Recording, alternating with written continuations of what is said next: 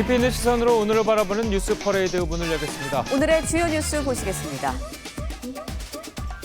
영국 트러스 총리가 취임 44일 만에 사임했습니다. 무리한 감세안을 추진해서 금융시장의 혼란을 초래하고 끝내 역사상 최단명 총리라는 별명을 안게 됐습니다. 지난 19일 체포된 김용 민주연구원 부원장에 대해 검찰이 조금 전 구속영장을 청구했습니다. 김 부원장의 구속 여부에 따라 이재명 대표와 관련된 대선 자금 의혹 수사에 속도가 붙을 전망입니다. 서해 공무원 월북 조작 의혹과 관련해서 서욱 전 국방부 장관과 김홍희 전 해경청장이 오늘 구속영장 실질 심사를 받습니다. 영장이 발부될 경우에 수사는 이들의 윗선으로 확대될 전망입니다. 서울 대치동 음마 아파트가 19년 만에 재건축 심의를 통과한 데 대해 부동산 시장에 관심이 집중되고 있습니다. 서울시 재건축과 부동산 시장 전반엔 어떤 영향을 미칠지 전문가와 함께 자세히 짚어봅니다. 저희는 잠시 뒤 돌아오겠습니다.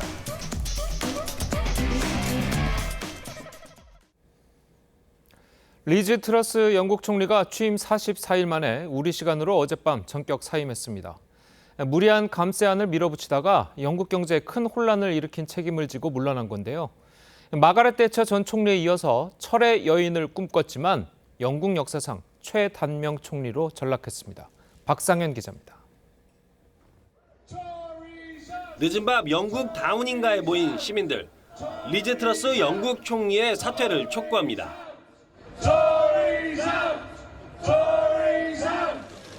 결국 트러스 총리가 어젯밤 사임을 표명했습니다. I recognise, though, given the situation, I cannot deliver the mandate on which I was elected by the Conservative Party. 트러스 총리는 지난달 23일 줄어드는 세수에 대한 방안 없이 대규모 감세안을 발표해 논란을 일으켰습니다. 이후 영국 국채 가격이 급락하고 파운드화 가치는 역대 최저 수준으로 떨어지며 금융시장 혼란을 자초했습니다. It's doing huge damage to our economy and to the reputation of our country. 야당은 물론 여당에서조차 사퇴 압박이 이어졌습니다. Candidates will be expected to have at least 100 colleagues nominating them. 트러스 총리는 취임 44일 만에 물러나면서 영국 역사상 최단명 총리라는 오명을 얻게 됐습니다. 등돌린 민심은 트러스 총리의 사임을 환영하는 분위기입니다. I think given what's happened since in the last 2 weeks, especially, without question, it's the right call, yes. 보수당의 상징인 마거릿 대처 전 총리를 추앙하며 철의 여인을 꿈꿨던 트러스 총리. 민심에 역행한 정책 추진에 꿈을 이루지 못한 채 날개가 꺾였습니다. TV조선 박상현입니다. 검찰이 조금 전 이재명 대표의 최측근인 김용 민주연구원 부원장에 대해서 구속영장을 청구했습니다. 김 부원장은 유동기 씨로부터 거액의 돈을 받은 혐의로 체포가 됐는데요. 영장 청구를 계기로 대선 자금 수사에도 속도가 붙을 전망입니다. 현장에 나가 있는 취재기자 연결해 보겠습니다. 한성원 기자, 검찰이 김용 부원장에 대한 구속영장 언제 청구했나요? 네, 검찰은 1시간 전쯤 김용 부원장에 대해 정치자금법 위반 혐의로 구속영장을 청구했습니다. 당초 어젯밤 영장이 청구될 거란 예측이 많았지만 이 김 부원장이 혐의를 부인하고 있고 또 사안이 워낙 민감한 만큼 체포 시한을 꽉 채워서 결정이 된 겁니다. 이 김 부원장은 지난해 4월부터 8월까지 이른바 대장동 팀으로부터 4차례에 걸쳐 8억 4,700만 원가량의 불법 정치자금을 수수한 혐의를 받습니다. 이 가운데 김 부원장이 직접 받은 건 6억 원으로 보고 있는데요. 이 김 부원장이 이 돈을 받은 시점에 이 대표의 대선 경선 캠프를 총괄했었습니다. 검찰은 김 부원장 혐의에 대한 증거와 사건 관계인들의 진술이 탄탄한 만큼 범죄 혐의 상당성이 소명됐다는 입장입니다. 검찰은 김 부원장을 체포한 후 이틀 연이어 조사를 이어가면서 이 돈을 대선 경선 자금으로 요구했는지 또 이재명 대표 경선에 쓰였는지를 추궁하며 자금 용처를 확인하고 있습니다. 하지만 김 부원장은 불법 자금 거래는 없었다며 혐의를 전면 부인하고 있는 것으로 알려졌습니다. 김 부원장에 대한 구속영장이 발부되면 이 대표의 불법 대선 자금 수사도 확대될 전망입니다. 서울중앙지검에서 TV조선 한송원입니다. 앞서 검찰은 김용 민주연구원 부원장의 체포영장과 압수수색영장에 유동규 전 본부장으로부터 받은 돈이 대선 자금이라고 적시했습니다. 김 부원장이 자금 마련을 요청하고 유 전 본부장이 이를 제공했다는 겁니다. 결국 이 자금이 실제로 대선에 쓰였는지 확인하려면 이재명 대표 대선 캠프에 대한 수사도 불가피하다는 관측이 나옵니다. 조성호 기자입니다. 검찰은 압수수색 영장에서 김용 부원장과 이른바 대장동 팀의 관계를 위법 부당한 민관 유착이라고 정의했습니다. 이들은 대장동 사업 추진 과정에서 협력하다 뇌물을 주고받는 관계로 발전했는데 이후 2014년 이재명 대표가 성남시장으로 당선되도록 협력하기로 했다고 지적했습니다. 김용 부원장은 4천억 원대 배당을 받은 대장동 팀에 대선 자금 20억 원을 요구했고 남욱 변호사가 8억 원 상당을 마련해 몇 차례에 걸쳐 정민영 변호사와 유 전 본부장을 통해 전달한 것으로 파악했습니다. 돈이 전달된 장소도 구체적으로 지목했습니다. 검찰은 이곳 성남 판교의 한 아파트 지하 주차장에서 현금이 전달된 것으로 파악하고 있습니다. 이렇게 건네진 돈의 성격을 대선 자금이라고 못 봤고 김 부원장은 2021년 2월부터 이재명 대표 대선 자금 조달과 조직 관리 등을 맡았다고 강조했습니다. 특히 지난해 5월에서 10월 이 대표의 대선 경선 캠프 총괄 부본부장을 지내고 11월부터 올해 3월까지 민주당 선대위 총괄 부본부장을 역임했습니다. 이 때문에 검찰이 돈의 용처를 확인하려면 이재명 캠프에 대한 대대적인 수사가 불가피하다는 전망이 나옵니다. TV조선 조성호입니다. 이재명 민주당 대표는 불법 자금은 1원도 쓴 일이 없다는 입장입니다. 정부를 향해서 칼로 흥하면 칼로 망한다는 말까지 했는데요. 당내에서는 이재명 사법 리스크가 현실화되고 있다는 위기감도 커지고 있습니다. 오현주 기자입니다. 이른 아침부터 긴급 의원총회에 모인 민주당 의원들이 정치 탄압 피켓을 들고 검찰의 쿠데타라고 반발했습니다. 이재명 대표도 최측근인 김용 부원장의 불법 자금 수수 의혹을 전면 부인하면서 함께 싸워달라고 호소했습니다. 불법 자금은 1원 본 일도 쓴 일도 없습니다. 저는 여전히 그의 결백함을 믿습니다. 오후에 열린 최고위에서는 강한 표현으로 여권을 비난했습니다. 칼로 흥한 사람 칼로 망한다라는 말도 기억해야 합니다. 박홍근 원내대표는 문재인 전 대통령에 대한 수사 가능성까지 거론하면서 단합을 호소했습니다. 소환과 구속영장 신청, 다음 수수는 전직 대통령이 이미 자명합니다. 하지만 수도권과 부산 경남 의원들을 중심으로 위기감은 커지고 있습니다. 총선을 앞두고 이재명 사법 리스크가 당을 수렁으로 몰고 갈 수 있다는 겁니다. 대표로 나오지 마라 그런 주문을 제가 했었죠. 이런 사태를 저는 예견하고 있었습니다. 수사선상에 오른 이 대표가 총선까지 지휘하기 어렵다는 기류가 확산될 경우 당내 반발 목소리는 더 커질 것으로 보입니다. TV조선 오현주입니다. 어제 있었던 대검찰청에 대한 국정감사장은 파행의 연속이었습니다. 민주당이 민주연구원에 대한 검찰의 압수수색 시도에 반발하면서 오전 국감은 불발이 됐고 가까스로 오후에 열린 국감도 야당 의원들의 격렬한 반발로 30분 만에 정회됐습니다. 야당 의원들은 용산 대통령실 앞에서 기자회견을 하겠다고 국감장을 떠났고 여당 의원과 시대 전환 조정은 의원만 남아서 국감을 진행했습니다. 최민식 기자입니다. 보복 수사라고 적힌 팻말을 든 민주당 의원들이 김도우 법사위원장 자리를 둘러쌉니다. 이런 식으로 단독교회를 하면 됩니까? 민주당의 국감 보이콧에 여당이 대검찰청 국정감사를 강행하자 국감 저지에 나선 겁니다. 보복 수사 중단하라! 보복 수사 중단하라! 야당 탄압 규탄한다! 야당 탄압 규탄한다! 여당은 국감장에 나온 이원석 검찰총장을 상대로 따지라며 국감 참여를 요구했지만 야당은 거듭 국감 중단을 요구했습니다. 이원석 검찰총장은 야당 의원들의 뒤통수를 보면서 증인 선서를 했고 숨김과 보탬이 없이 사실 그대로 말하고 국회 관계자들의 도움을 받아 증인 선서문을 김도우 위원장에게 전달하기도 했습니다. 이 과정에서 김 위원장의 죄를 짓지 말던지라는 발언을 놓고 삿대질과 고성이 오갔고 그러면 죄를 짓지 말든지. 누가 죄를 짓다는 거야? 아, 죄를 짓다고 하니까 영장이 나오는 거 아니에요? 30분 만에 국감은 다시 파행됐습니다. 잠시 감사를 중지하겠습니다. 야당 의원들은 용산 대통령실 앞에서 기자회견을 하겠다며 국감장을 떠났고 이 모든 사단의 배후에는 대통령실이 존재한다. 저희들이 이렇게 추론합니다. 여당 의원과 시대전환 조정훈 의원만 남아 국감을 진행했습니다. TV조선 최민식입니다.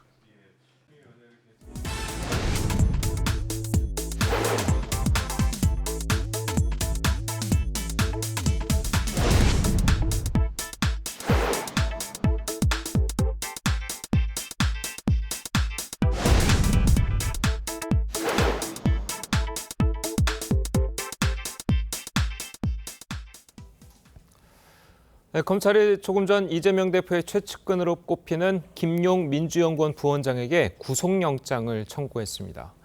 검찰의 대장동 관련 수사가 불법 대선 자금 수사로 확대되는 모습인데요. 두 분과 함께 자세한 이야기 나눠보도록 하겠습니다. 신성범 전 새누리당 의원 그리고 김종욱 전 청와대 행정관 나오셨습니다. 안녕하세요. 네, 안녕하세요. 자, 김용 부원장이 이제 체포된 데 이어서 검찰이 구속영장까지 발부를 했잖아요. 자, 그렇다면 이 수사가 대선으로 옮겨가고 있다. 자, 이렇게 좀 봐도 되는 걸까요? 정확하게 말하면 대선 경선 자금 수사. 이렇게 대선 자금에 속하는 거죠.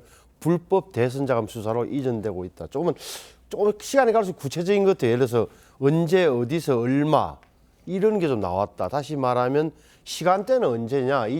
작년 2월 달에 20억 원을 대선 자금 명목으로 언론 보도에 의하면은 요구했다는 거고, 전해진 시점은 4월에서 8월 사이에 4차례에 걸쳐서 8억 얼마가 건너갔다.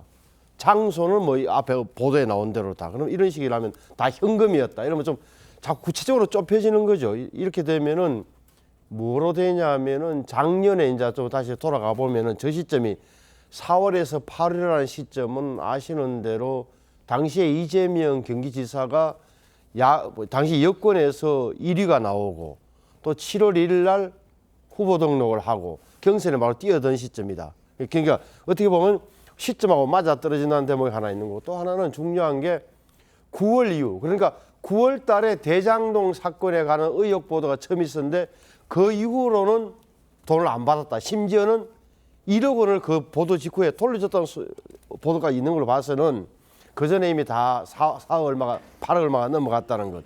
이런 좀 미로 봐서는 충분하게 뭔가 의심이 되는 지점은 분명히 생기고 있는 거죠. 예.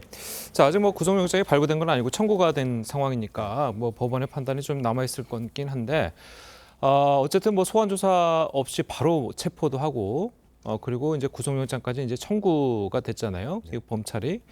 자, 그렇다면 이제 검찰로 인해서는 혐의 입증에는 자신감이 있다.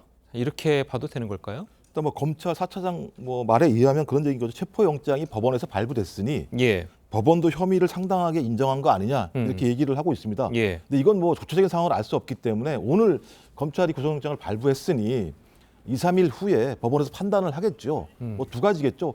범죄 혐의가 소명이 됐다라고 얘기한다고 하면 법원도 검찰의 증거에 대해서 일정하게 인정했다고 볼 수 있는데, 좀 그렇지 않다면 또 다른 논란이 될 수 있다는 생각이 들어서 이건 좀 유보할 필요가 있다. 이건 지금까지 얘기하는 건 검찰의 입장이기 때문에 그렇다는 것이고요. 예. 입증해야 된다면 받았다면 어떤 장소에서 얼마나 받았나 이런 것도 확인해야 되지 않겠습니까? 근데 제가 지금 언론에 흘러나오는 내용들을 보면 주차장이다, 또 아니면 사무실이다, 다양한 얘기들이 흘러나오고, 또 2014년도 위례 신도시 관련해서 아까 말씀하셨던 것처럼 1억을 갖다가 돌려줬다 이런 얘기들. 그러니까 검찰에서 수사한 내용들이 지금 언론에 다 지금 삐져나오고 있는 상황이에요. 제가 볼 땐 이게 기자분들이 엄청나게 취재력이 뛰어나서 그런 건지 아니면 검찰이 의도적으로 내용을 흘리는 건지 저는 정확히 모르겠습니다만, 여러 가지의 정황이라고 얘기하는 부분들이 확인 안 되고 지금 나오고 있는 상황이다라는 생각이 들고요. 그리고 2002년도 차떼기 이후에 불법 정치자금이라는 얘기가 별로 좀 많이 나오지 않았는데, 개발업자들한테 돈을 받아서 이재명 캠프에서 대선 불법 자금으로 썼다? 이재명 성남시장 경기도지사가 계속 재판이 붙어 있고 검찰이 엄청나게 눈을 뜨고 쳐다보고 있는 상황에서 이런 일이 벌어졌다? 저는 그거 좀 이해하기 어려운 측면이 분명히 있기 때문에, 그렇다면 불구하고 검찰이 구속영장까지 청구한 정도의 상황이라고 이해하면 검찰에서 어떤 증거를 가지고 입증을 해야겠죠. 이 부분에 대해서는. 예. 자, 그리고 이제 그동안 자신의 수사 관련해서 침묵을 이어오던 이재명 대표 어제 처음으로 입장을 밝혔습니다. 목소리 들어보겠습니다. 대선 자금 운운하는데 불법 자금은 이론 본 일도 쓴 일도 없습니다. 김용 부원장은 오랫동안 믿고 함께 했던 사람인데 저는 여전히 그의 결백함을 믿습니다. 국가 권력을, 국가의 역량을 상대 정당을 탄압하는 일에 집중하는 이 현실을 반드시 바꿔야 합니다. 영원한 권력이 어디 있겠습니까? 칼로 흥한 사람 칼로 망한다라는 말도 기억해야 합니다. 예, 이재명 대표는 이제 뭐 불법 자금은 1원도 뭐 보지도 받지도 않았다. 자, 이렇게 이야기를 했습니다. 이 대표 측에서도 이제 뭐 후원금이 충분했기 때문에 뭐 불법 대선 자금을 받을 이유도 없고, 그리고 아까 조금 전에 이제 말씀하신 것처럼 예전에 2002년 차떼기 이후에 불법 정치 자금이 등장한 적이 없는데 과연 이 순간에 등장했을 것인가? 자, 이런 의문도 좀 있거든요. 그렇게 대선 출마 선언 직후에 후원금 모금을 했는데 목표를 금방 채웠다. 그래서 불법적인 자금을 받을 이유가 전혀 없었다라고 변수하는 모양인데, 제가 보기엔 이 대목이 있어요. 그러니까 어떻게 보면 본선보다 경선 때 사실은 정치 자금이랄 게 더 절실한 것은 정치 현실이 사실이에요. 뭐냐 하면은 본선에서 다금이야, 예를 들어서 뭐 정당에서 하기 때문에, 예를 들어서 나중에 보면 뭐 윤석열 후보도 408억 썼다, 그리고 이재명 후보 438억 썼다고 하지만 그 전에 경선 때 들어가는 자금은 조금은 어떻게 보면은, 특히나 이 조직 관리하는 입장에서는 조직 동원의 경선이 되면 이 사실은 그 암묵적은 뭐랄까 그 검은 돈이 좀 필요한 시점에 있는 거예요. 제가 보기에는. 특히나 저는 의심한 대목이 이런 거죠. 예를 들어서 김용 씨가 담당했던 게 조직 총괄이잖아요. 시점 자체가 작년에 4월과 8월 사이라 그러면, 예를 들어서 이게 경선 시작돼서 딱 지역 돌면서 막 버스가 오고 대의원들이 와서 환호하고 하는, 그것은 텔레비전에 보여주는 화면이지만 안 보이는 물밑에서는 많은 사조직들이 동원돼서 준비하고 이재명 대세론을 설파하고, 예를 들어서 말이죠. 예. 이런 과정을 겪는 거란 말이에요. 그 정치 현상의 하나로서 보면. 저는 그래서 이 대목을 가지고 후원금을 다 채웠기 때문에 불법 자금 받을 수 없었다는 대목은 좀 차원이 다른 이야기 같고, 또 이제 이재명 대표가 이야기한 것은 잘 보십시오. 불법 자금 1원도 본 적도 받은 적도 없다. 이 대목에 대해서는 뭐냐면 나는 결백을 믿는다.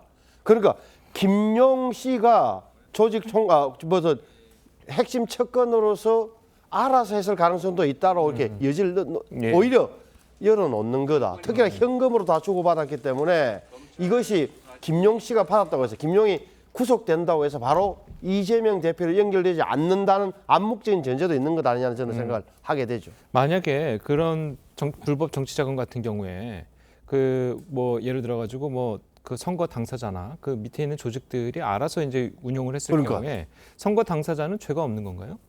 나중에 도덕적인, 그게 법적인 죄는 못 묻잖아요. 본인이 몰랐고 나는 보고받은 적도 없고 알아서 밑에 사람들이 나를 위해서 조직을 운용하면서 썼다고 만약에 나온다면 법적으로는 책임을 못 묻죠. 그거는 회계 책임자가 아닌 이상. 그럼에도 불구하고 정치적 책임은 남는 거죠. 그래서 이런 게 사실은 정치적 리스크로 되는 거예요. 나중에 결과가 어찌 될지 모르지만, 자, 이재명 당시 후보는 몰랐다고 예를 들어서 검찰의 수사 결론이 나오더라 할지라도, 내가 김용 씨가 내가 다 했다고 할지라도 국민들이 보기에는 에이, 보고를 안 했을 리가 있겠어라는 의문이 남기 때문에 정치적 리스크, 그러니까 부담이 되는 거죠. 알겠습니다.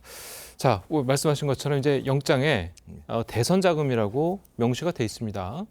자, 체포 영장에 이제 명시가 돼 있다는 건 이제 많은 보도나 이제 확인이 된 사실이고요. 자, 그렇다면은 검찰 수사의 이제 최종 목표라고 해야 될까요? 뭐 이재명 대표가 될까요? 어떻게 보십니까? 일단 영장 앞에는 이제 검찰, 이제 검찰이 주장하는 거죠. 이게 핵심입니다. 그러니까 언제부턴가 영장으로 검찰이 얘기하면 사실인 것으로 얘기되는데 그럼 검찰이 기소하면 다 유죄가 나야 되는데 그렇지 않은 측면이 분명히 있기 때문에 이건 좀 명확히 할 필요가 있을 것 같고요. 압수수색 영장에 의하면 김용 부원장은 5번 나왔는데 이재명 당대표는 12번 나왔다는 거예요. 그럼 제가 볼 때 검찰의 칼끝은 이재명 당대표에게 있는 거죠. 되게 웃기죠. 김용 부원장의 증거를 확보하러 압수수색에 들어갔는데 그 압수수색 영장에 이재명 언론 보도에 의하면 이재명 당대표가 12번 나왔다고 얘기하면 뭐 당연히 칼끝은 이재명 당대표에게 있는 건데 제가 볼 때 아직까지 검찰이 증거를 제시하지 않기 때문에 진술에 의존하는 것 같아요. 그러니까 유동규 씨의 진술, 그다음에 남욱 변호사의 진술이라고 얘기하는데 그럼 진술에 신빙성이 있어야 되잖아요. 근데 지금 이재명 당대표 얘기하는 게 있지 않습니까? 남욱 변호사가 작년 10월 달에 한 얘기가 있지 않습니까?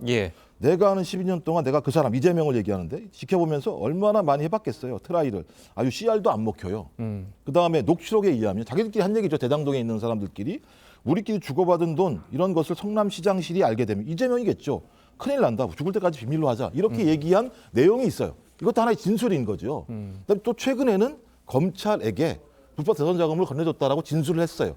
저는 진술이 엇갈리기 때문에 이 사람들의 진술의 신빙성을 믿을 수 있을 것인가의 측면 하나하고 또 하나는 지금 받았다고 검찰이 주장하는 김용 부원장은 받은 적이 없다고 얘기하고 있고 이재명 당대표도 본 적도 쓴 적도 없다고 얘기한다면 어떤 양 진술이 지금 충돌하는 거겠죠. 전 그렇다면 이 부분과 관련해서 검찰이 구체적인 어떤 증거를 가지고 입증하지 못하게 된다면 나중에 오히려 검찰이 몰릴 수도 있겠죠. 왜냐하면 진술만 얘기했는데 유동규 씨 같은 경우도 마찬가지입니다만 왜 갑자기 석방을 앞두고 이런 진술의 내용들을 얘기했을까? 저는 그래서 지금 진술의 신빙성과 관련해서 우리가 좀 지켜볼 필요가 있다라고 저는 판단을 합니다. 이게 조금 전에 이제 검찰의 영장이라고 말씀하셨는데 제가 질문드린 것은 이제 체포영장이고 체포영장은 법원에서 이제 발부가 된 거기 때문에 법원에서도 인정한 사실이다라고 이제 봐도 되지 않을까요? 뭐 그렇게 볼 수 있는데 제가 말씀드렸습니다. 체포영장이라고 얘기하는 것 자체들은 핵심적으로 그 순간 도주할 우려가 있기 때문에 체포영장 발부하는 거 아니죠.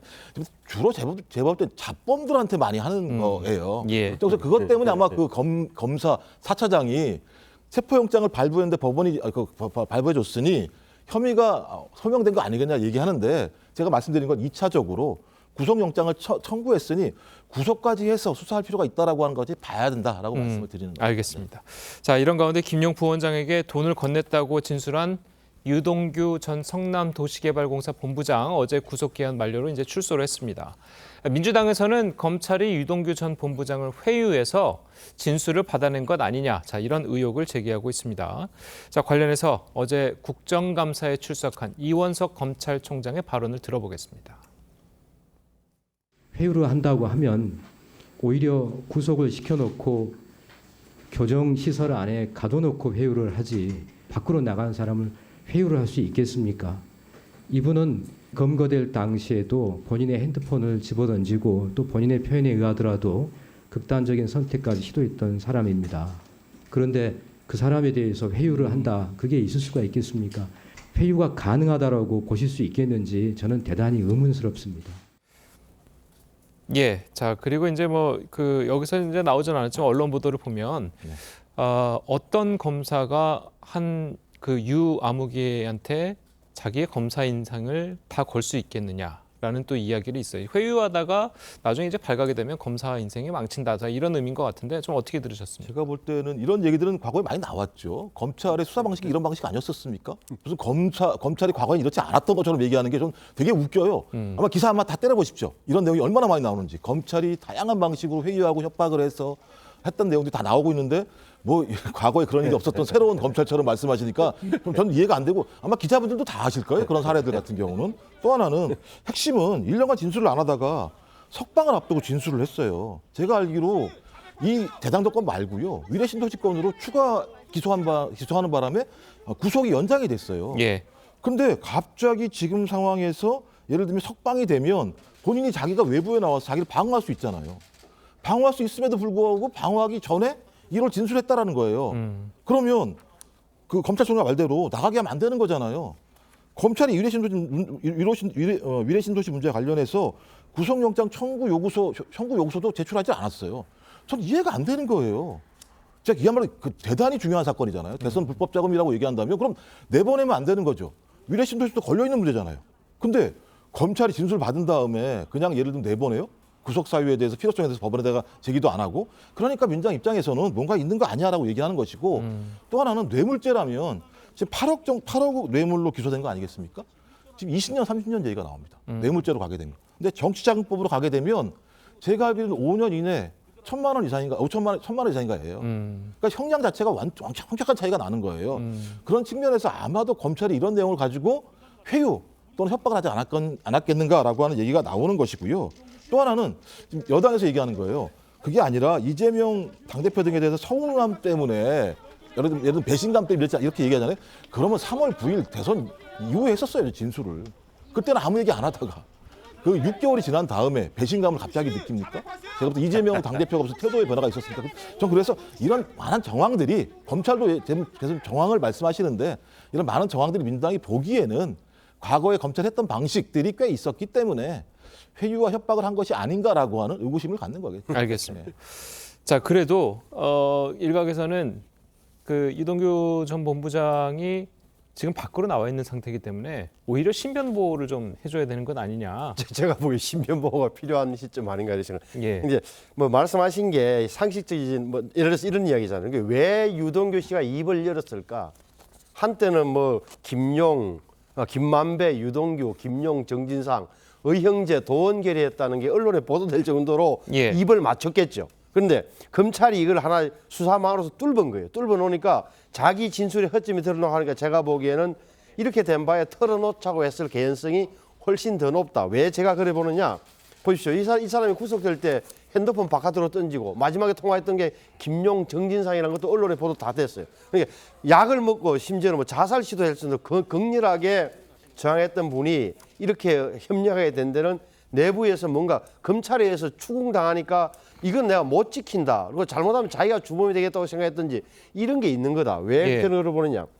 지금 어제 이원석 검찰총장 이야기한 것 중에 제 가슴을 때리는 대목이 한명수 전 총리 수사 때 그 회유해가지고 지금도 10년이 지난 지금도 검사들이 시달리고 있다는 대목이 또 하나 나와요. 이 대목이 중요한 거예요. 그러니까 검사가 회유를 누가 위에서 야 저 무조건 압박해가지고 회유해가지고 진술 받아내라고 검사장이나 차장이 부장이 지시한들 어느 검사가 하겠어요? 세상이 그런 세상이 아니에요. 제가 보기에는 그런 그래 됐다 보고 또 하나 어제 이원석 총장 말 중에 저는 이 대목이 중요했어요. 왜 국감을 앞두고 야당 당사에 있는 민주연구원 사무실 압수수색했는가 여기에 대해서도 이원석 총장이 아주 굉장히 이런 얘기예요. 대검 국감 앞두고 민주 당사 안에 압수수색하면 곤욕 치를 것 알고 있었다. 근데 그걸 고려해서 일정 조정 변경하면 오히려 그게 검찰이 정치행위 아니겠냐고 판단했다. 그러니까 민주연구원이 민주당사 안에 있고 이거 압수수색하면 야당이 반발할 것도 알고 있었지만 그럼에도 불구하고 이렇다고 해서 이걸 미루는 것 자체가 자신의 판단은 정치로 여기졌기 때문에 자신은 원칙대로 검찰 총수를 했다는 대목이 오히려 사실에 근접해 보여요. 일각에서는 뭐 검찰이 일부러 유도했다. 충돌을 유도했다 이렇게 보는 건 그거는 아닌 것 같다는 나름대로 제 판단은 서더라고요. 알겠습니다. 자, 이재명 대표에 대한 사법 리스크가 이제 뭐 현실화되면서 민주당 내부 상황도 약간 복잡해지는 모양새입니다. 서른 의원의 발언을 한번 들어보겠습니다. 저는 이재명 대표를 직접 만나가지고 이런저런 문제가 나올 가능성이 있다. 그러니까 그건 우리가 당에서 맡아서 막을 테니까 대표로 나오지 마라. 그런 주문을 제가 했었죠. 이런 사태를 저는 예견하고 있었습니다. 그건 당에 이제 이런 사태가 올 수 있는 가능성이 있기 때문에 개인으로부터 당으로 전염되는 건 이거 막아야 될 거 아니냐.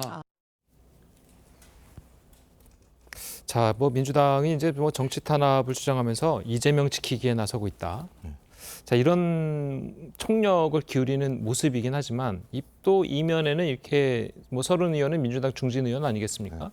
서른 의원 같이 또 이런 발언들도 좀 나오고 있는 상황이고 좀 어떻게 보셔야 될까요? 저는 서른 의원이 아니라 검사가 말씀하시는 줄 알았어요. 이거 관련해서. 왜냐하면 이 사법 리스크 발언지가 어딥니까? 작년도 8, 9월 달에 친낙계에서 처음으로 제기한 거예요. 서른 의원 친낙계 이낙연 후보를 위해서 뛰었던 분입니다. 사법 리스크는 여기서부터 시작이 됐고요. 이 사법 리스크에도 불구하고 민주당과 국민들은 대선 후보로 이재명 당대표를 뽑았고 그다음에 대선 선거에서도 0.73% 차이입니다만 지지를 했었고 개항 유권자들이 선택을 했었고 또 논란이 많았습니다만 당 대표도 이재명 당 대표를 선택을 한 것이죠. 저는 이 부분과 관련해서 저는 서른 의원은 이런 말씀을 왜 하시는지 잘 모르겠는데 적어도 이례적으로 야당 당사에서 압수수색을 한 거잖아요. 이 사례가 없는 건 아닙니다만 압수수색이 거의 성공한 사례가 없어요. 이미 제출 방식들로 변경해서 한 측면들이 분명히 있는 것이고 그다음 이재명 당대표에 대해서 소위 검찰이 과도한 수사 200여 회 이상의 압수수색을 한 측면이 있잖아요. 그러니까 검찰이 상당히 불공정하게 편파적으로 표적 수사를 하고 있는 상황이라는 측면이 있는데 갑자기 이 상황에서 서른 의원이 아직 아무것도 확인된 게 없는데 그렇지 않습니까? 검찰의 얘기 아닙니까? 근데 갑자기 내 말을 안 들어서 그렇다는 듯이 말씀하시는 건 매우 부적절한 말씀이시죠. 서른 의원 당의 원로시잖아요. 당이 이런 상황에 처해 있고 적어도 검찰이 야당 당사, 제1야당 당사를 갖다가 압수수색까지 하는 상황이라고 얘기한다면 이렇게 말씀하시는 거는 매우 예를 들면 좀 무책임한 말씀이라는 생각이 들고요. 예. 왜 이런 말씀하시는지 모르겠어요. 왜냐하면 그러니까 저는 좀 친낙계 분들 같은 경우가 여전히 지금 앙금이 남아있다는 것 밖에는 달리 생각이 안 돼요. 이게 시와 때와 장소가 있는 건데 예전에 이낙연 캠프에 계시던 분들을 말씀하시는 거죠? 네, 그렇죠. 제가 볼 때는 그분들이죠. 뭐 제가 뭐라고 말씀을 드리겠습니까? 서른 의원이 이 상황에서 언론에 대고 저렇게 공개적으로 말씀하시는 게 상식적으로 저게 맞겠습니까? 검찰의 입장을 대변하시는 거잖아요. 좀 이해가 안 돼요, 전 그거는. 알겠습니다. 지금 방금 말씀하신 민주연구원 압수수색 시도, 자, 이 당시에 한 민주당 의원이 발언이 좀 논란이 되고 있다고 합니다. 영상을 보시겠습니다.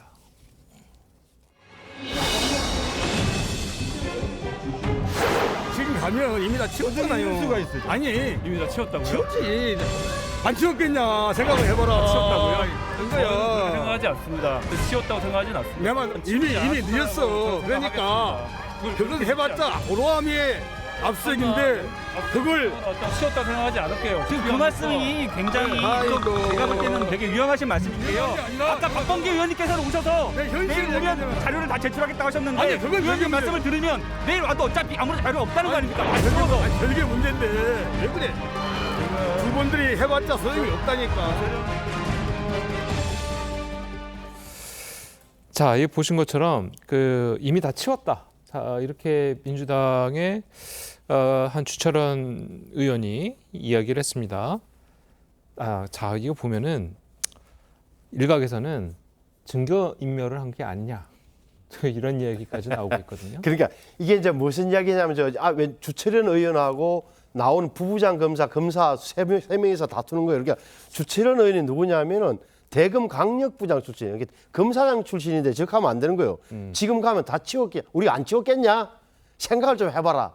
후배하라고 이제 이러는 건데 증거인멸이에요. 증거인멸. 그러면 이게 이미 제출하겠다. 다음 날 이미 제출하겠다는 법무부 장관 측의 박범계 의원과는 말과도 다른 거예요. 이미 제출을 하면은 있는 그대로 우리가 낼 테니 강제로 하지 마세요라는 취지인데 이미 손댔다는 거 아니에요. 그럼 봐야 되는 거. 또 하나는 앞서 우리 자꾸 친명계 비명계 제가 보는 견지에서는 지금은 의원들이 가만히 참고 있는 거예요. 왜? 당사까지 검찰이 왔으니까 이거는 안 되겠다 싶어서 참고 있지만 시간이 갈수록 성남 FC 문제가 나올 테고 또한 쌍방울 문제가 또 나올 텐데 이재명 대표의 이른바 사법 리스크는 계속 이어질 텐데 언제까지 개인 때문에 대표 개인 때문에 우리 당이 끌려 들어가야 되는 의무는 남을 거다. 그래서 이것을 막기 위해서 지금 박홍근 의원이 이야기한 게 이재명 대표가 무너지면 다음은 문재인 전 대통령이다라고 해서 이재명, 문재인 연계 전략으로 나가는 거예요. 움직이지 마. 한 몸이 돼서 막아내야 되는 신호를 계속 보내고 있는 거죠. 예. 그러니까 제가 볼 때 주철원 의원의 말씀은 제가 볼 때 좀 약간 좀 부적절한 말씀을 하신 거라고 저는 생각이 들어요. 당연히 증거인멸을 하면 안 되는 거죠. 근데 이제 문제는 뭐냐면 민주연구원 부원장실에 대한 압수수색 자체가 증거물을 획득하기 위한 것이냐, 아니면 이 사건의 크기를 갖다 크게 하려고 하는 검찰의 정책 의도냐, 이 문제에 대한 고민이 분명히 있는 거예요. 왜냐하면 2021년 4월부터 8월까지 돈을 받았다고 검찰 주장이 맞다고 얘기하면 이건 대선 경선 과정이에요. 당사랑 아무 상관이 없어요, 실제적으로. 민주연구원하고도 아무 상관이 없어요, 실제로. 아마 다른 여의도 내 캠프를 찾았겠지요. 또 하나는 2022년 이번 10월 11일 날 임명이 됐고 14일 날 17일 날 3일 동안 3시간 동안 제가 물어봤어요. 그랬더니 민주연구원에 부원장이 10명이 계세요. 상금 부원장이 3명, 7명이 비상금 부원장이에요. 거의 공용처럼 사무실을 사용을 하고 컴퓨터가 있다고 하더라도 비상근들 같은 경우는 공간이 없으니까 같이 사용하는 부분이 분명히 있어요. 제가 볼 때는 와서 뭘 여기다 저장해 놨겠어요? 불법 대선 자금 관련된 내용들을. 그러니 이런 상황과 관련해서 뻔히 다른 법인입니다만 당사안에 위치해 있잖아요. 여하간 상관없이. 거기 들어가려면 민주당사로 들어가야 되는 거잖아요. 근데 이런 상황에서 국감 중에 그것도 검찰총장이 나오는 국감 바로 전날 이런 상황에 압수수색 영장을 두고 들어왔다라고 얘기하는 건 제가 볼 때는 오히려 정치적인 파장들을 높이고 이재명 당대표와 관련돼서 불법 대선 자금의 문제가 있는 것처럼 보여주기 위한 정치적 의도의 압수수색이라고 민주당은 생각할 수밖에 없는 측면이 분명히 있는 거죠. 그런 측면에서. 알겠습니다. 지금 말씀하신 부분 중에 이제 뭐 당 컴퓨터, 공용 컴퓨터에 이제 저장을 하겠느냐라고 말씀하셨는데 제가 얼마 전에 이 국회에 지금 현재 근무하고 있는 모 보좌관과 이야기를 나누던 중에 본인 같으면 굉장히 중요한 뭐 자료 같은 거는 당사 컴퓨터에 놓겠다. 왜냐하면 거기는 보신 것처럼 검찰이나 경찰이 들어오기 힘드니까. 굉장히 부담스러워서 절대 손을 못 댈 장소 중에 하나가 국회의원회관도 있고 당사도 있고 그런 거죠. 그러니까 그렇죠. 저 대목인데 요즘은 말이죠. 이거 압수수색 영장을 보면은 위치, 지점, 위치와 대상이 압색 대상이 정확히 나와요. 그러니까 법원에서는 뭐라고 했냐면은 저 김용 씨의 책상과 PC라고 특정이 돼 있는 거예요. 예. 그러니까 그 대목에 대해서는 저는 좀 이견이 없었으면 좋겠다. 그래서 의도에 대해서는 잘 모르겠고, 그러니까 예. 다만 그 두 가지는 제가 볼 그제 아침에 김용 씨가 체포되고 나서 검찰이 조사하는 과정에서 김용의 진술을 통해서 여기를 빨리 압수해야 될 필요성을 느꼈고 그것을 법원에서 설명함으로써 법원 판사가 영장에 사인을 해서 나온 거 아닐까라고 그게 합리적인 것 같아요. 알겠습니다. 자, 오늘 시간 관계상 두 분의 말씀은 여기까지 들어야겠습니다. 잘 들었습니다. 고맙습니다. 서해 공무원 피살 사건과 관련해 구속영장이 청구된 서욱 전 국방부 장관과 김홍희 전 해양경찰청장이 오늘 구속영장 실질심사를 받습니다. 구속 여부에 따라서 박지원 전 국정원장과 서훈 전 국가안보실장 등에 대한 수사에도 속도가 붙을 전망입니다. 정민진 기자입니다. 서울중앙지방법원은 오늘 오전 10시 서욱 전 국방부 장관에 대한 영장 실질심사를 진행합니다. 서 전 장관은 고 이대준 씨가 자진 월북한 것으로 몰아가기 위해 이 씨 사망 다음 날 새벽 감청 정보 등 군사기밀 60건을 삭제 지시한 혐의 등을 받고 있습니다. 월북 가능성이 있는지 여부를 잘 봐야 된다. 이제 이렇게 얘기를 하고 지침을 줬고 곧이어 오후 2시에는 김홍희 전 해경청장에 대한 영장실질심사가 진행됩니다. 김홍희 전 해경청장은 자진 월북을 속단하고 허위 발표한 혐의 등을 받고 있습니다. 김 전 청장은 고 이대준 씨가 한자가 적힌 구명조끼를 입고 있다는 보고를 받고도 안 본 걸로 하겠다고 말했다는 관계자 진술이 감사원 감사 결과 드러났습니다.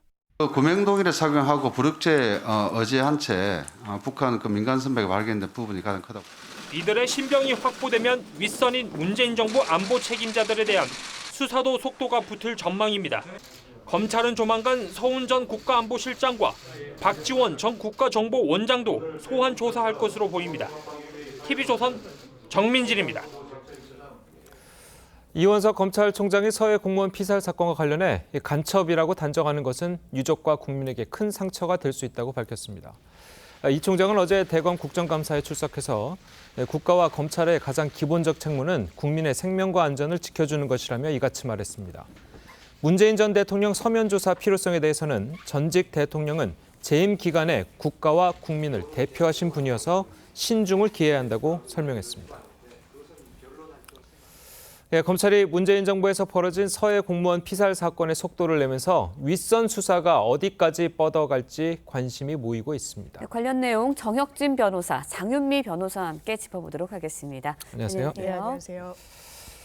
자, 오늘 서해 공무원 피살 사건과 관련해서 이제 서욱 전 국방부 장관, 김홍희 전 해경청장이 구속영장 심사가 이제 진행이 되잖아요. 자, 이 핵심 쟁점은 어디에 있을까요? 일단 이 두 사람이 각각 받고 있는 혐의를 진단해 봐야 될 겁니다. 예. 서욱 전 장관 같은 경우에 이제 직권남용 허위 공문서 작성에 공용전자 기록 손상죄가 더해졌고요. 네. 김홍희 전 청장 같은 경우에도 직권남용과 허위 공문서 작성죄의 혐의를 받고 있는데 예. 이 말인즉슨 일단 월북이 아니라거나 월북이라는 단서가 상당히 부족함에도 불구하고 네. 짜깁기 하거나 이 부분을 좀 위조해서 이런 사실관계를 구성을 했다라는 게 요지입니다. 그러니까 허위에 대한 고의성이 입증돼야지만 아마 영장도 발부가 될 것 같은데 예. 그렇다면 그 당시 상황을 어떻게 진단하는 것이 옳았느냐. 예. 단순히 뭔가 반대되는 증거들이 많이 나와 있음에도 불구하고 무리하게 월북이라고 결론을 내고 어떤 수순을 밟았는지 그렇지 않으면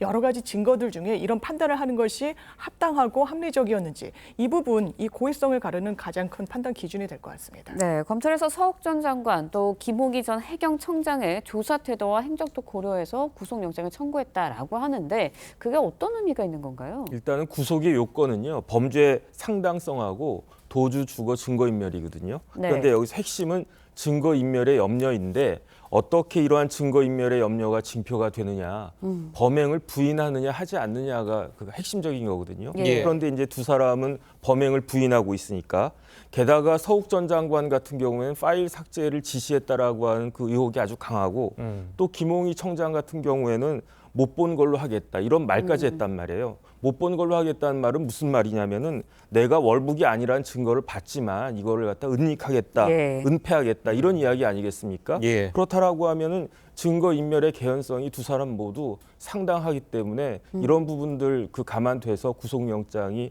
발부될 가능성이 적지 않지 않을까 그런 생각이 듭니다. 예. 예, 이 만약에 말씀하신 것처럼 이제 구속영장이 네. 발부가 된다면 이제 더불어서 이 박지원 네. 전 국정원장이라든지 네. 서훈 전 안보실장이라든지 이분들에 대한 수사도 네. 탄력을 받을 것이다 이런 얘기가 있거든요. 당연히 영장이 발부되면 속도를 낼 수밖에 없을 겁니다. 예. 왜냐하면 그 당시에 같이 논의하던 단위의 수장들이었거든요. 예. 그런데 저는 개인적으로 이 영장 발부가 상당히 어려울 거라고 봅니다. 왜냐하면 전직 장관이고 해양청장이었습니다.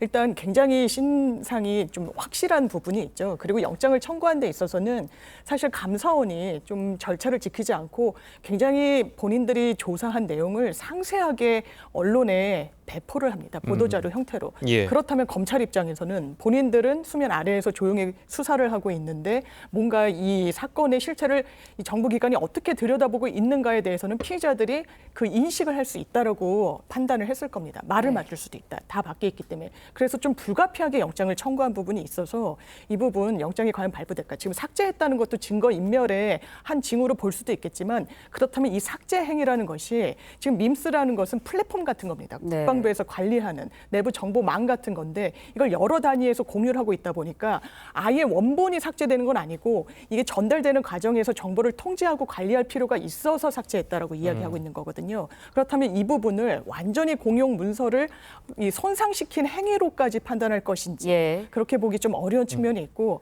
내가 보지 않은 것으로 하겠다라는 그 과거 발언도 한자가 적힌 구명조끼 아니겠습니까? 이 구명조끼는 중국 어선에서 잠시 구조가 됐거나 아니면 던져줬을 가능성이 지금 제기가 되고 있습니다.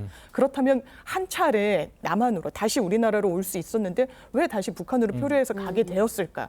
이 부분 단순히 보지 않은 것으로 하겠다라고 해서 월북이 아니라는 증거라고 볼 단정적인 근거는 없습니다. 그렇다면 윗선으로 경유하기 상당히 좀 어려워 보입니다. 그러니까 변호사님 말씀대로라면 그 감사원이 모든 자료를 프로를 네. 했기 때문에 예.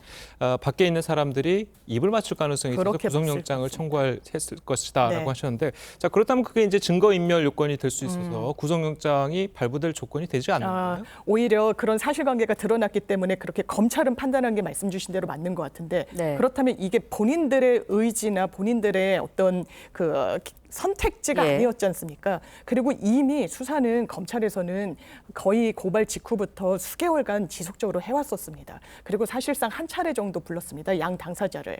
부른 지 얼마 되지 않아서 이 태도를 문제 삼아서 영장을 청구한 네. 부분 저는 이게 증거인멸의 어떤 구속의 필요성까지 법원을 설득하기는 어려울 거라고 봅니다. 네, 구속의 필요성은 좀 약하다라고 말씀해 주셨는데 사실 박지원 전 국정원장, 서훈 전 실장에 대한 구속영장이 발부가 된다면 한다면 그 윗선인 문재인 전 대통령에 대한 조사 여부까지 관심이 쏠리고 있거든요.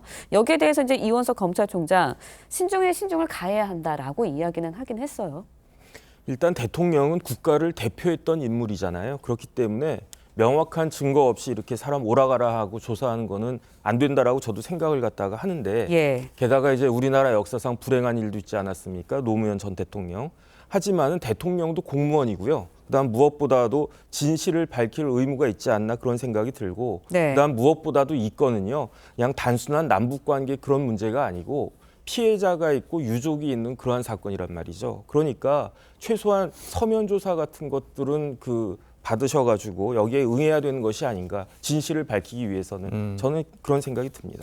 아까 그 변호사님 말씀은 서욱 전 장관과 이제 김홍희 전 해경청장의 구속영장이 발부되기 힘들 것이다라고 이제 말씀을 하셨고, 네네. 그리고 박지원 전 국정원장과 서훈 안보실장에 대한 수사도 진행되기 좀 어려울 것이다라고 말씀하셨는데 거기에 대한 좀 입장이 있으십니까? 일단 저도 국방부에서 그 변호사 법무실장을 해봤지만 자료를 삭제한다. 이게 아무리 사본이라고 하더라도 원본이 남아있다고 하더라도 그 자료를 삭제한다고 하는 것은요.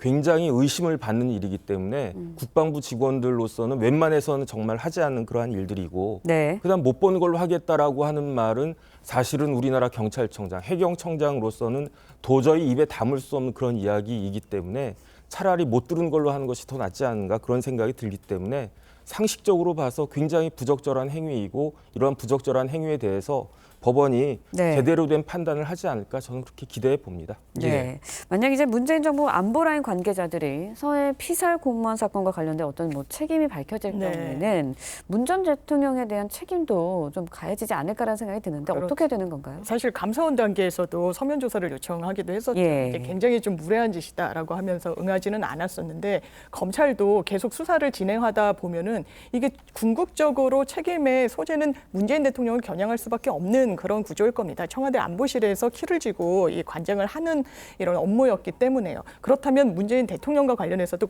각각 개별 사람들이 어떤 그 당시에 행위를 했는지 문재인 대통령이 아주 적극적으로 지시를 하거나 뭔가 이 사실관계에 대해서 개입을 했는지 아니면 단순하게 보고를 받았던 상황에 불과한지 이 부분이 좀 문재인 대통령을 향한 수사에 좀 가늠이 될 것 같습니다. 예. 그래도 이제 뭐 그 문재인 대통령에 대한 이제 수사, 이 감사원은 일단 뭐 서면 조사는 일단 무마가 됐고, 그리고 그 검찰총장도 좀 신중을 기해야 된다는 입장을 보였는데 결국에는 야당에서도 그렇고 결국에는 문재인 대통령으로 이제 수사가 갈 것이다라고 이제 예측들을 하는데 변호사님 보시기에도 좀 그런가요?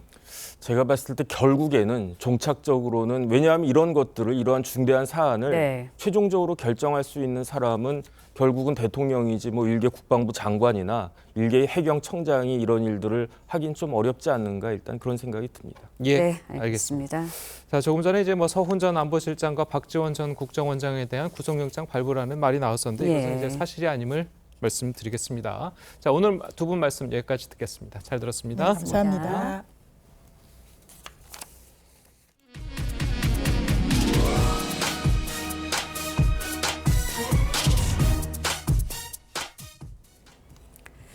어제 오후 4시쯤 경기 광주시 직동에 있는 간판 제조 공장에서 불이 났습니다. 소방당국은 1시간 10여 분 만인 5시 20분쯤 큰 불길을 잡았고 공장 안 직원들은 신속히 대피해 인명피해는 없었습니다.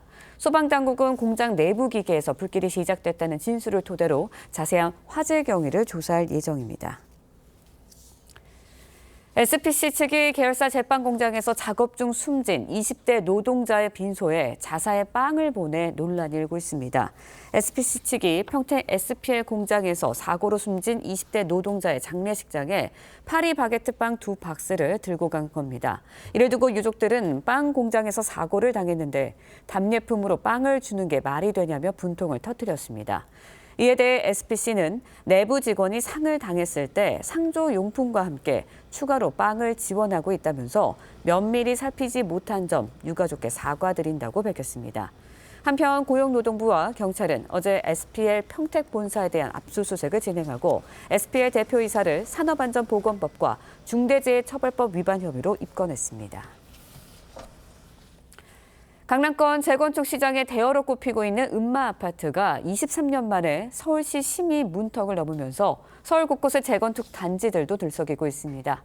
얼어붙은 부동산 시장에 촉진제가 될 것이란 기대감도 나오지만 집값 상승을 부추기는 건 아닌지 우려도 나오고 있는데요. 실제 재건축까지는 넘어야 할 산도 적지 않아 보입니다. 김혜나 기자의 보도입니다. 재건축 추진 23년 만에 서울시 심의 문턱을 넘어선 음마 아파트. 조합원들은 묵힌 한을 풀었다는 반응입니다.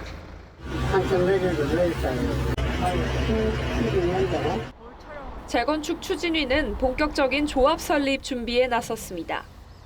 인근 부동산엔 모처럼 활기가 돕니다. 오늘 들어서 매수 문의는 여러 분 계셨었어요. 언제까지 사면 괜찮으냐. 하지만 실제 재건축까지는 넘어야 할 산이 많습니다. 큰 규모의 상가 조합원들에게도 동의를 얻어야 하는 데다 아파트 밑을 지나는 GTX 신호선을 바꾸는 등 과제가 적지 않은 겁니다. 재건축 초과이익 환수제와 분양가 상한제에 발목을 잡힐 수도 있습니다.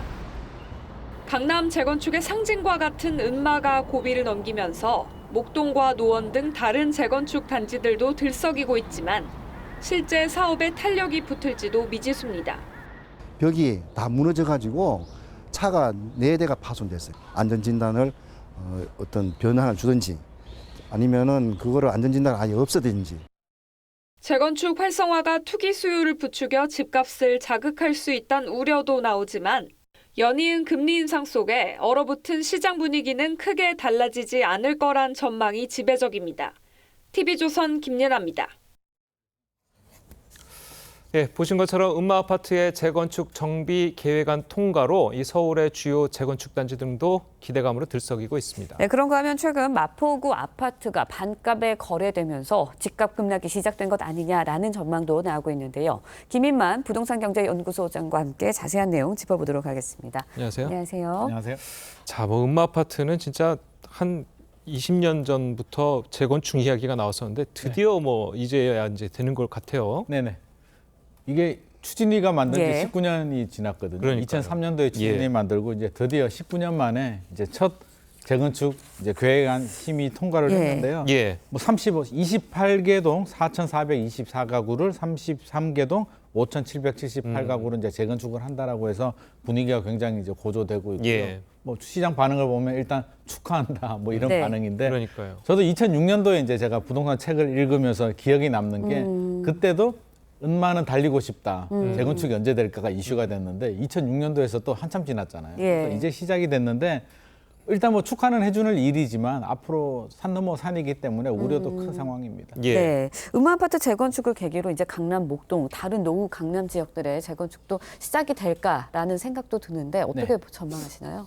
그렇게 기대를 할 수 있는데요. 사실은 이게 개별 케이스거든요. 이게 음마가 됐다고 해서 목동이 빨리 된다고 볼 수는 없는데 일단 서울시와 정부 기조를 보면 공급을 좀 확대해야 되겠다. 서울은 공급이 부족하니까 재건축 재개발을 활성화해야겠다라는 데는 이해관계가 맞는 것 같고요. 예. 또 하나는 최근 이제 주택시장 분위기가 좀 안정을 찾고 있기 때문에 작년 같은 경우에 만약에 이렇게 됐다면 난리가 났을 텐데 지금은 그런 상황까지는 아니거든요. 그래서 작년보다는 좀 수월하게는 진행이 되겠지만 재건축 재개발이 그래도 시간이 제 생각에는 15년은 걸릴 겁니다. 음마도 입주할 때까지는 15년이 걸리고요. 넘어야 될 사람 상가 조합원들이라든지 또 사업성이 안 좋습니다. 용적률이 250%밖에 못 받았기 때문에 204에서 250%로 늘어났거든요. 일반 분양을 계산하면 한 678가구 정도 늘어날 것 같아요. 음마 아파트 말씀? 예, 음마 아파트 같은 경우에. 그러면 둔촌주공은 조합원이 6,100명에 일반 분양이 4,000가구가 넘어도 지금 산으로 가고 있는데 이게 음마가 일반 분양이 작다 보니까 사업성이 안 나오고 조합원들은 추가 분담금을 앞으로 많이 내야 되기 때문에 여전히 큰 난관이 있을 것 같습니다. 알겠습니다. 자, 그런가 하면 이제 마포에서는요. 15억대 아파트가 8억 원으로 이제 반토막이 나기도 했거든요. 이게 도대체 어떻게 된 건가요? 저도 화들짝 놀라가지고 확인을 해봤거든요. 현장 부동산에 전화를 해보니까 말도 안 된다. 전세 가격이 이제 8억에서 7억 정도 가격인데 어떻게 매매가 8억에 거래가 될 수가 있냐. 그러니까요. 서울에서 전세가율이 95%가 나오는 거는 현실적으로 불가능한 이야기고 그쪽에 이제 랜드마크 아파트들 쭉 보면 10%에서 15% 정도는 가격이 조정됐습니다. 최근에 떨어졌는데 50% 조정되는 거는 현실적으로 불가능하다. 그러니까요. 거기서 한 1, 2억만 더 떨어뜨려도 거래가 될 텐데 이거는 뭔가 스페셜한 경우가 아닐까. 물론 특수관계, 뭐 가족 간의 거래는 아니지만 다른 이게 세입자가 산 것 같거든요. 다른 좀 이면 뭐가 있지 않을까 하는 합리적인 의심을 하고 있습니다. 네. 그렇다면 이제 아파트 가격이 어찌됐든 지금 많이 떨어지고 있는 상황에서 반값 아파트 거래도 좀 나왔거든요. 그러다 보니까 이게 아파트가 본격적으로 떨어지는 신호탄이냐라는 분석도 있습니다. 어떻게 보시나요? 이게 일반 거래는 아닐 수는 있는데요. 시장에서 바라볼 때 이렇게 이슈화되고 뉴스를 보고 바라볼 때 시그널을 줍니다. 심리적으로. 야, 마포도 반값이 되는구나라고 다수의 사람들이 그 시그널을 읽고 있기 때문에 실제로는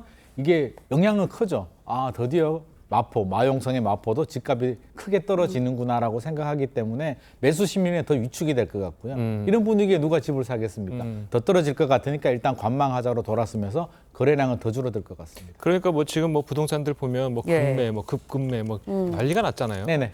자, 그렇다면 정말 이 기회에 나도 집을 한번 사볼까라고 이제 생각하시는 뭐 일반인들이 좀 계실 거란 말이에요. 네네. 그분들은 언제 집을 사는 게 가장 좋을 것 같습니다. 그런 문의가 이제 최근에 좀 늘어나고 있는데요. 지금 당장 사겠다는 건 아니고요.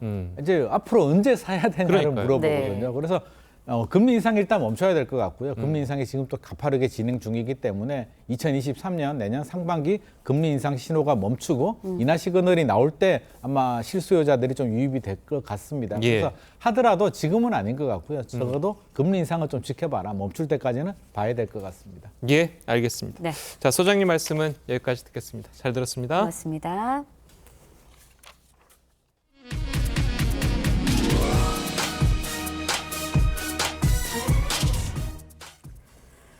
택시기사의 도움으로 이번에도 또 전화금융사기 피해를 막는 일이 발생했습니다. 현금 6천만 원을 든 채 1시간 내내 전화통화를 하는 승객의 모습을 보면서 범죄 징후를 포착한 택시기사가 경찰 신고는 물론이고 승객을 몰래 뒤따라가 검거까지 도왔습니다. 정아람 기자의 보도입니다. 50대 여성이 택시에 오릅니다. 경남 사천에서 창녕까지 1시간 동안 누군가와 계속 전화통화를 합니다. 이 여성은 택시기사에게 은행 직원을 만나 현금 6천만 원을 줘야 한다고 털어놓습니다.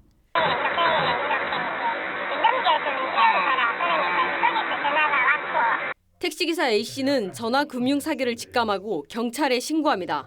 사모님이 현금을 한 6천만 원 찾아오셨거든요. 저는 피싱으로 의심이 되는데 경찰관 출동 요청할게요. A씨는 목적지에 내린 여성의 뒤를 몰래 따라가며 경찰관이 도착할 때까지 범행 현장을 감시했습니다. 따라내리죠. 차를 세워놓고 이동을 하는데 저는 계속 따라갔지. 한 2, 3m 거리를 두고. 신고 3분 만에 경찰이 도착했고 현금을 받으러 나온 수거책은 현장에서 붙잡혔습니다. 경찰 조사 결과 기존 대출금 6천만 원을 상환하면 정부 지원 대출금 8천만 원을 준다는 전화 금융사기였습니다. 택시기사의 도움 덕분에 피해 여성은 현금 6천만 원을 지킬 수 있었습니다. 경찰은 수거책 검거를 도운 택시기사에게 감사장을 수여했습니다. TV조선 정아람입니다.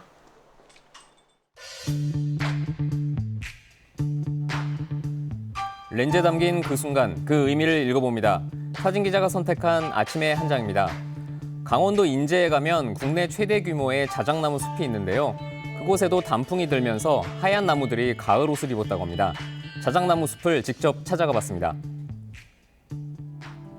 강원도 인제군 원대리 자작나무 숲에 울긋불긋 단풍이 물들었습니다. 마치 하얀 도화지에 오색 물감으로 색칠해 놓은 것만 같습니다. 빼곡히 들어선 자작나무 사이로 쏟아지는 햇살이 하얀 나무에 반사돼서 기분 좋게 반짝였는데요. 숲속에 들어선 사람들은 잠시 말을 잇고 아름다운 풍경을 눈에 담기 시작했습니다. 실제로 안내판에 적힌 이 숲의 이름은 속삭이는 자작나무 숲입니다. 원대리 자작나무 숲은 40만 그루의 나무가 장관을 이루며 계절마다 신비로운 풍경을 만들어냅니다. 새하얀 나무 껍질 덕분에 하얀색 위에 철마다 특유의 색깔이 덧입혀지는데요. 가을 옷을 입은 자작나무 숲은 올해 유난히 짧게 느껴지는 가을에만 만날 수 있는 동화 같은 세상이었습니다. 아침의 한 장이었습니다. 주말을 앞두고 때이른 추위가 누그러졌습니다. 현재 서울 기온 9.2도로 어제 같은 시각보다 공기가 한결 부드러운데요. 낮에는 19도까지 기온이 오르면서 선선하겠습니다. 다만 일교차가 10도 안팎으로 크게 벌어지는 만큼 면역력 떨어지지 않도록 건강관리 잘해주시기 바랍니다. 오늘 전국 하늘에 구름 많다가 오후부터는 차차 흐려지겠습니다. 오후부터 밤 사이 강원 산간 지역에는 빗방울이 떨어지는 곳이 있겠고요. 수도권과 충청, 전북 지역은 초미세먼지 농도가 나쁨 단계에 보이겠습니다. 미세먼지가 차단되는 보건용 마스크를 착용하시는 것이 좋겠습니다. 오늘 한낮 기온은 전국적으로 20도 안팎까지 오르면서 평년 수준을 보이겠습니다.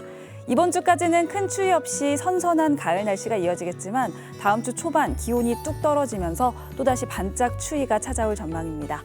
날씨였습니다. 금요일 아침 뉴스 퍼레이드는 여기서 마치겠습니다. 네, 저희는 다음 주 월요일 아침 7시 30분에 다시 찾아뵙겠습니다. 시청해주신 여러분 고맙습니다.